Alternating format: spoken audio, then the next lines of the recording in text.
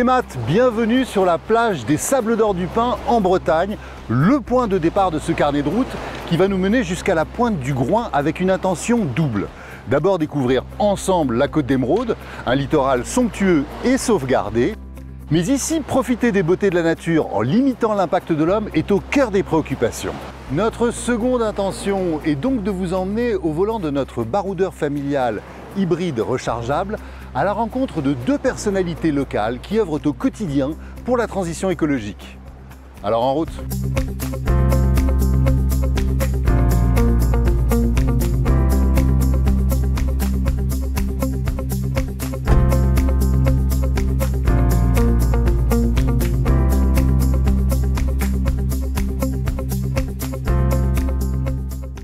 On quitte le Cap Fréhel, son phare, pour contourner la baie de la Fresnay. On laisse derrière nous la côte de grès et de granit rose.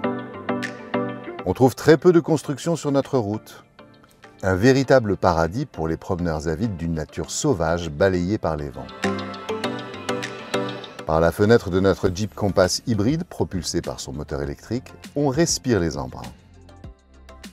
Notre Jeep Compass hybride associe un moteur essence 1,3 litre turbo de 180 chevaux, relié aux roues avant, à un moteur électrique de 60 chevaux qui entraîne les roues arrière pour une puissance totale de 240 chevaux. L'action combinée des deux fournit un couple de 270 Nm. En mode 100% électrique, la batterie rechargeable de 11,4 kWh permet une autonomie de plus de 50 km. C'est là la souplesse que propose cette technologie. L'industrie automobile se transforme et le transport maritime suit le même mouvement. À Saint-Caux-le-Guildo, nous rejoignons un pionnier en la matière, Ronan Chartré. Cet entrepreneur breton, issu de la marine marchande, évoque la transition écologique appliquée à sa réalité maritime. Évidemment, le plus instructif et le plus fun est de le suivre en mer et d'en profiter pour effectuer une petite escapade entre le Fort Lalatte et la réserve ornithologique du Cap Fréhel. Dans le nautisme, actuellement, on a peut-être à peu près 10 ans de retard sur l'automobile, alors que des pays comme l'Europe du Nord sont déjà développés avec des moteurs électriques hors bord pour les bateaux, pour le nautisme. Donc on espère que ça va venir assez vite, parce que même nous, on aimerait bien aussi faire des sorties polluer le moins possible. Ça, c'est aussi l'objectif des professionnels. Et en fait, on a envie, nous, dans le nautisme, que nous, professionnels du nautisme, faut qu'on montre l'exemple. C'est pas aux touristes qui utilisent leur bateau de temps en temps de faire l'effort. C'est à nous de prouver qu'est-ce qui va fonctionner et de devenir, entre guillemets, influenceurs sur la navigation. Après, il faut aussi que les infrastructures s'y prêtent, ce qui n'est pas le cas encore actuellement. On n'a pas des chargeurs dans les ports, pas de système de superchargeurs. Bon, ça va venir, ça va venir. En Europe du Nord, ils les ont? Ils les ont déjà. Ils ont des pontons vraiment type chez la Tesla, quoi, avec des superchargeurs. Donc les gouvernements ont fait les efforts, les professionnels ont fait les efforts. Donc maintenant, ils naviguent propre. Donc c'est juste royal, quoi. Ouais, en plus, de toute façon, on a une grosse capacité de réservoirs sur le bateau qui font du poids. Donc le poids de la batterie, c'est pas un problème pour nous. Sur ce bateau-là, on a 600 litres de réservoir. On va dire en gros 600 kg de capacité qu'on pourrait mettre de batterie. Bien sûr. Et en plus, on pourrait gagner justement avec le poids des moteurs. Un moteur thermique, là, on est sur un moteur qui fait à peu près 220 kg. Donc un moteur électrique sera encore plus léger. Donc c'est pas, on y est prêt. Les coques des bateaux sont prêts à être électrifiés. Ouais. Ouais. Il n'y a que la coque qui est prête, parce que si je comprends bien, on est à la ramasse ça. Pour la techno, et on est à la ramasse sur l'infrastructure. C'est ça. Et ça c'est un retard qui se comble en combien de temps? Je dirais, on va pas... sur ce genre de bateau, je vois pas ça avant 10 ans, quoi, malheureusement. En fait, là, on a lancé un catamaran électrique pour les navires à passagers, qui va se situer en Rance. C'est vraiment, je ne pas la One Off, c'est une première construction avec un chantier Bagou qui est à Lorient. C'est devenu une idée, en fait. On voulait, moi là-bas, je suis modeleur mouliste en matériaux composites, donc là-bas, je viens de la construction navale. Donc en fait, l'hiver, ça cogite toujours, on se dit comment faire plus propre. Et puis là, en fait, il y avait une réelle demande en fait, pour faire passer les cyclistes au niveau du barrage de la Rance, où actuellement, il n'y a pas de piste cyclable sur le barrage. Donc on motive les gens à faire traverser, à prendre leur vélo au quotidien, mais il n'y a pas les moyens. Donc nous, on s'est dit, on va mettre le moyen en place en développant un bateau. J'ai en partie recyclable, le bateau va être recyclable à plus de 85%. Moi, ce que j'ai tenu également, c'est que le bateau soit développé, construit en Bretagne. Et tout est possible en Bretagne, de A à Z. Le bateau est en contreplaqué issu de forêt gérée. On a utilisé un époxy qui est biosourcé.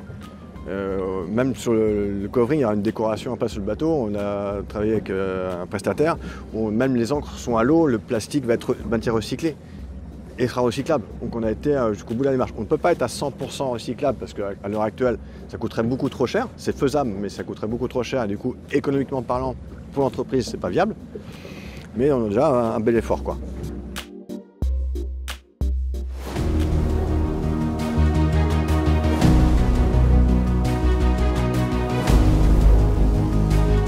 Mode hybride activé, on reprend la route au volant de notre Jeep Compass 4XE, la mer toujours en toile de fond.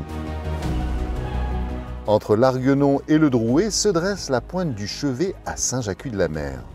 Cette presqu'île ne compte pas moins de 11 plages, dont celle du Rougeret, face à l'archipel des Ébiens, accessible à pied à marée basse.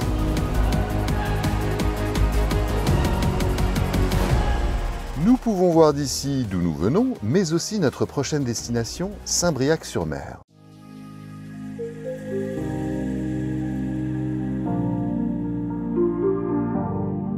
Notre prochaine escale, c'est Saint-Briac. Nous nous apprêtons à poser nos valises au Nessé, l'un des... non, le plus beau joyau de la côte d'Émeraude. Majestueusement posé sur une presqu'île qui surplombe l'estuaire du Frémur, cette bâtisse de la fin du 19e siècle est désormais un hôtel à taille humaine. Le maître des lieux, Martin Bazin, nous explique le sens de son engagement écologique appliqué à la réalité hôtelière.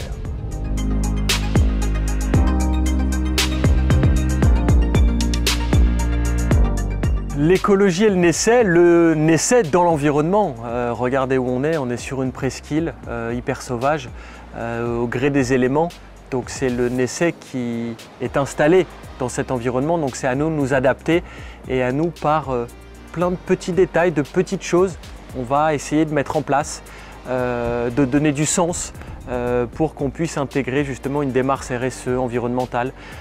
Donc on ne peut pas tout révolutionner, voilà, c'est par des petites choses, par une voiture électrique qu'on a, par une autre voiture qui est 100% à l'éthanol, par un compost qu'on a ici, par des recyclages de bouchons de bouteilles, par essayer de limiter au maximum, voire plus du tout, des bouteilles en plastique, le plastique, par un mécanisme de vapodil qu'on met pour nettoyer les chambres avec de la vapeur sèche où on n'utilise plus de produits qui peuvent être nocifs à la fois pour l'environnement mais pour les équipes. Ça passe par des fournisseurs locaux, mais vraiment locaux qui sont à moins de 20 km de chez nous. Des petits producteurs du terroir qu'on a avec lesquels on travaille, qui nous livrent tous les jours ou plusieurs fois par semaine au Nessé. Voilà, c'est plein de petites choses et puis qui finalement au gré du temps, des marées qu'on peut voir tous les jours, je suis sûr qu'à la fin ça donnera quelque chose et qui aura un impact.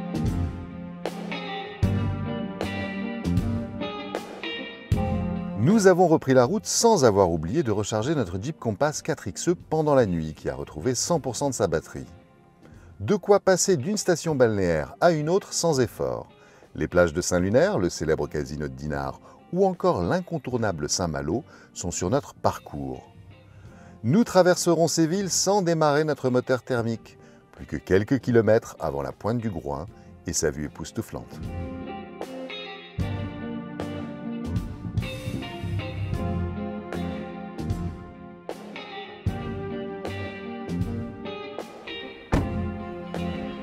Eh bien, nous voilà arrivés à la pointe du Groin. Ce carnet de route touche donc à sa fin. J'espère que vous aurez apprécié ce littoral superbe et ces rencontres qui nous montrent que dans le terme transition écologique, il y a le mot transition qui appelle des comportements individuels, transitoires et réalistes pour faire avancer les choses. Je vous dis au revoir et à bientôt pour un nouveau carnet de route.